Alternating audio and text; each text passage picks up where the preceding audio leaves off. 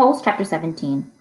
For the next week and a half, the boys continued to dig in and around the hole, the area where Extra had supposedly found the gold tube.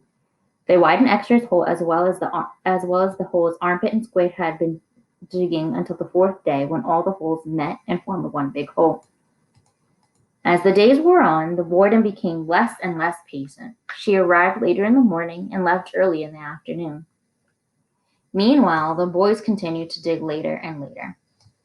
This is no bigger than it was when I left you yesterday, she said after arriving late.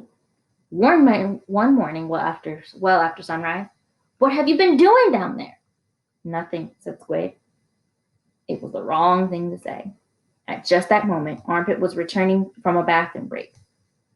How nice of you to join us, she said.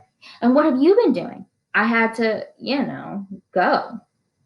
The warden jabbed at Armpit with a pitchfork, knocking him backward into the hole. The pitchfork left 3 holes in the front of his shirt and 3 tiny spots of blood. You're giving these boys too much water, said the warden to Mr. Pandansky. They continued to dig until the late afternoon, long after the other groups had finished for the day. Stanley was down in the big hole along with the other 6 boys. They had stopped using their wheelbarrows. He dug his shovel into the side of the hole. He scooped up some dirt and was raising it up over the surface when Zigzag's shovel caught him in the side of his head. He collapsed. He wasn't sure if he passed out or not. He looked up to see Zigzag's wild head staring at him. I ain't digging up that dirt, Zigzag said. That's your dirt. Hey, Mom, Magnet called. Cademan's been hurt. Stanley brought his fingers up to his neck. He felt his wet blood and a pretty big gash below his ear. Magnet helped Stanley to his feet, then up and out of his hole. Mr. Sir made a bandage out of a piece of sack of sunflower seeds and taped it over Stanley's wound. Then he told him to get back to work. It isn't nap time.